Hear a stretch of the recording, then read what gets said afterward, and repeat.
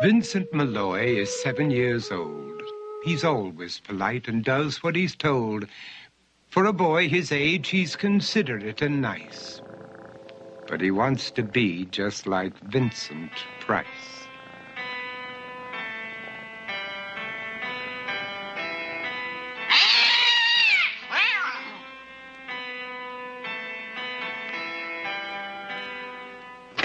He doesn't mind living with his sister, dog, and cats, though he'd rather share a home with spiders and bats.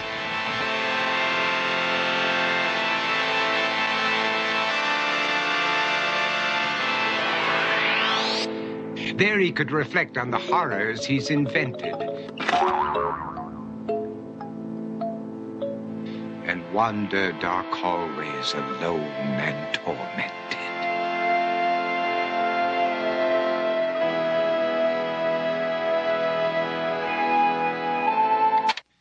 Vincent is nice when his aunt comes to see him, but imagines dipping her in wax for his wax museum.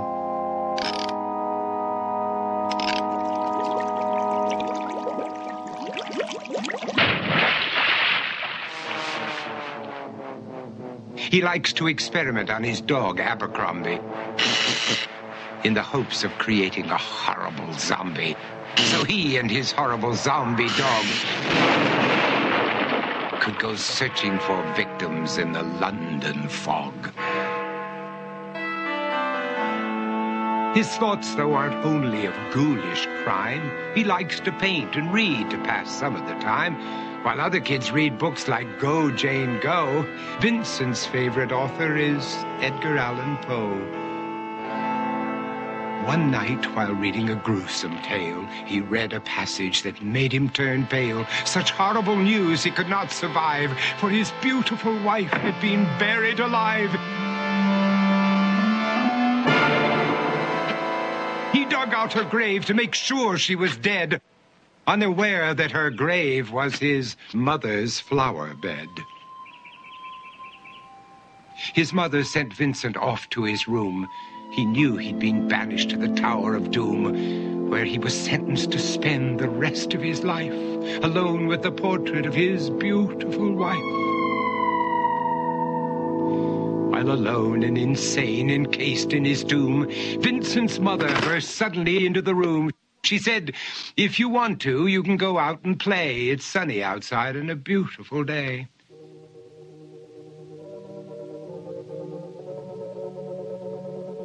Vincent tried to talk, but he just couldn't speak.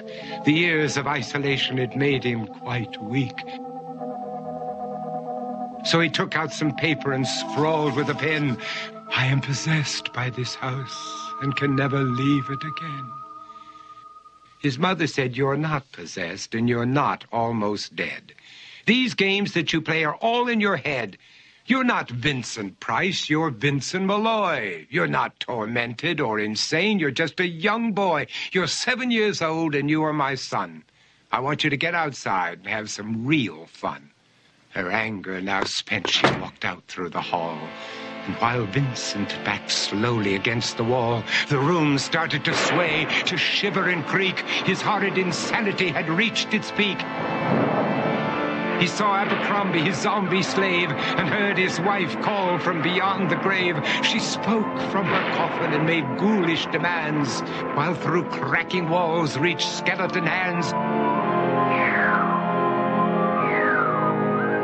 Every horror in his life that had crept through his dreams swept his mad laughter to terrified screams.